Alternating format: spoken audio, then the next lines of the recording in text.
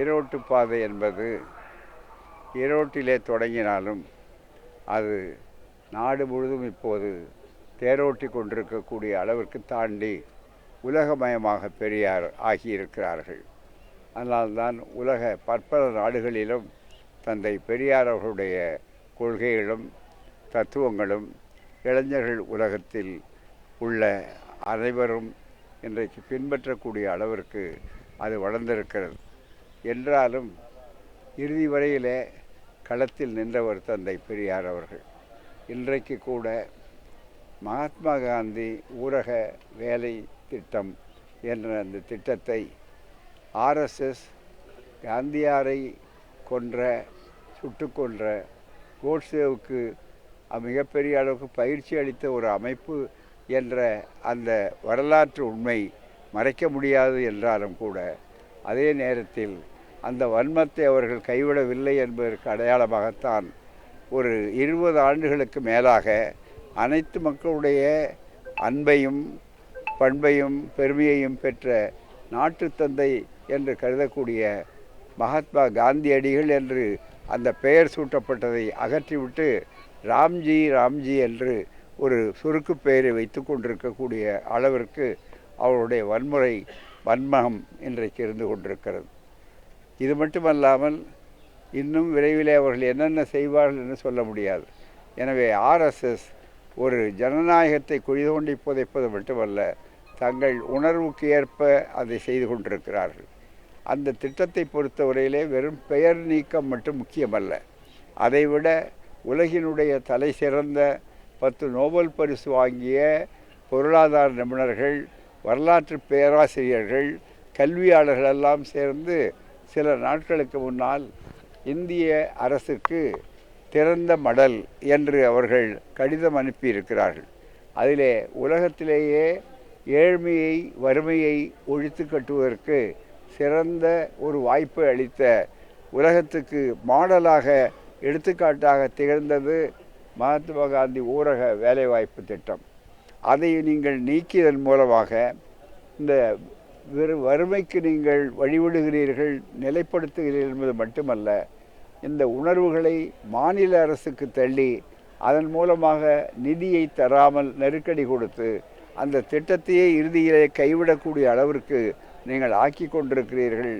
இதை நீங்கள் செய்தது ஒரு வரலாற்று பிழை, ஹிஸ்டாரிக்கல் எரர் என்று அவர்கள் சுட்டிக்காட்டியதோடு அதனுடைய வாய்ப்புகள், அதனுடைய அடிக்கட்டுமானத்தையே நீங்கள் உடைக்கிறீர்கள்.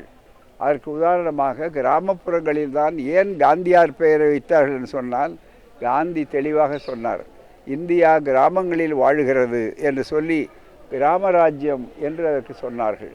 அப்படிப்பட்ட ஒரு திட்டத்தை இவர்கள் நீக்கியதன் மூலமாக நீங்கள் அடிக்கட்டுமானத்தை உடைத்து அதில் இருக்கக்கூடிய பல நன்மைகளை கிராமங்களுக்கு செய்வதை கூட நீங்கள் தவிர்த்திருக்கிறீர்கள். உதாரணமாக அங்கே கிணறு வெட்டுகிறார்கள், சாலை அமைக்கிறார்கள், இன்னும் செப்பனிடுகிறார்கள். இவைகளெல்லாம் இன்றைக்கு இல்லை என்று சொல்லக்கூடிய அளவிற்கு வாய்ப்பு பெற்றிருக்கிறார். வழக்கம் போல் ஆர்எஸ்எஸ் 100 நாள் திட்டத்தை நாங்கள் 125 நாளாக ஆக்கிவிட்டோம் என்று ஒரு போலித்தனமான ஒரு பிரச்சாரத்தை கட்டவித்து விட்டிருக்கிறார்கள். மாநில அரசுகள் தான் இந்த பொறுப்பை ஏற்றுக்கொள்ள வேண்டும் என்பதை போல அங்கு தள்ளிவிட்டவுடனே அதற்கு எந்த விதமான நிதி உதவியும் நாங்கள் கொடுக்க மாட்டோம், அதற்கு பதிலாக எல்லாவற்றையும் அவர்கள்தான் அந்த சுமையை ஏற்க வேண்டும் என்பதை போல தள்ளிவிட்டதனுடைய விளைவாக கடைசியாக ஒன்றை அதில் வைத்திருக்கிறார்கள். இன்னும் மக்களுக்கு அது போய் சேரவில்லை. ஒரு மாநில அரசு விரும்பினால் அந்த திட்டத்தை கைவிட்டு விடலாம் என்ற அளவிலும் கூட அந்த நெருக்கடியை அவர்கள் உண்டாக்கி இருக்கிறார்கள்.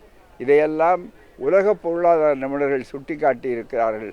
எனவே தான் பெரியார் அவர்களுடைய நினைவு நாள், வாழ்நாள் முழுவதும் போராட்ட களத்தில் நின்ற தந்தை பெரியார் அவர்கள் இன்றைக்கும் அவர்களுடைய நாளிலே நாடு போராட்டத்தை நடத்தி கொண்டிருக்கிறது. வழக்கம் போல அவர்கள் எல்லா போராட்டங்களிலும் பெரியார் வென்றிருக்கிறார், இதிலும் வெல்வார். இதுதான் இன்றைக்கு மிக முக்கியமானது.